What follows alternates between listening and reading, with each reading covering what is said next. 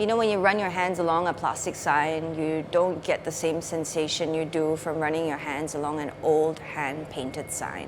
Something that's been done by hand. It's got character, it's got soul, it ages quite beautifully.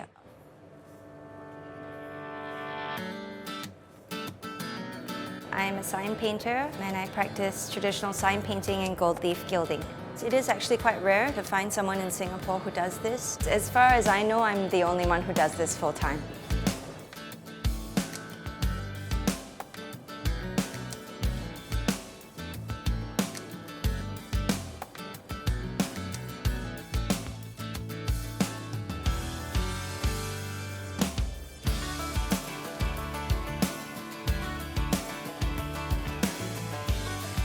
Most of my work is in F&B, I would say. It's mostly like bars, hotels.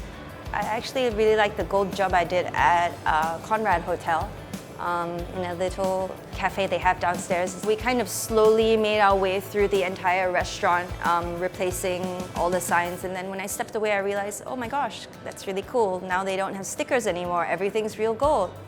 With gold, it would be the more challenging one. Sometimes when you make a mistake, you can't go back and fix it. Gold leaf is an extremely delicate material. So if I so much as breathe, the gold leaf will fly and just disappear. If you learn to handle it properly and you get good at it, you're actually saving yourself money. I've got 3 quite ornate pieces in Novena Church if you happen to be there.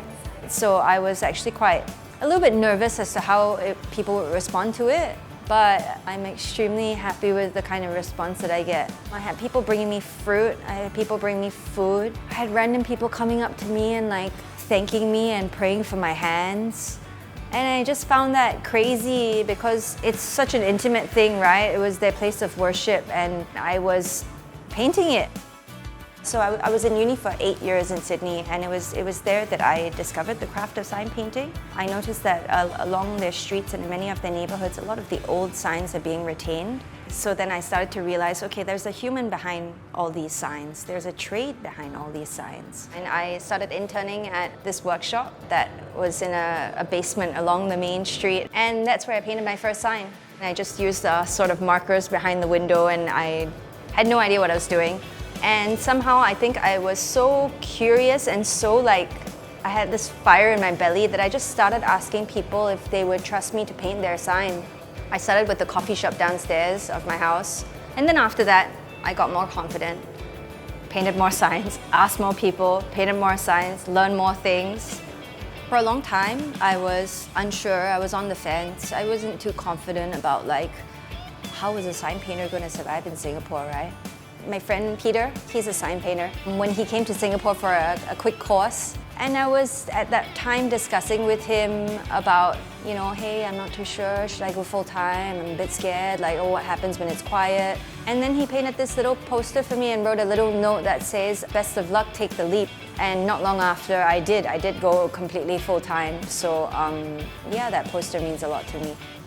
I think being perfect at painting a sign, that used to be something that I would strive for, but it's the beauty and imperfection that I realize I value a lot more than perfection itself. If you get something done by hand, you're the only one who has it. I'm not going to hate on vinyl though. I do see its merits. I do understand how it's extremely convenient and things like that, but with vinyl you can get the same result, basically the same result from every single printer you go to.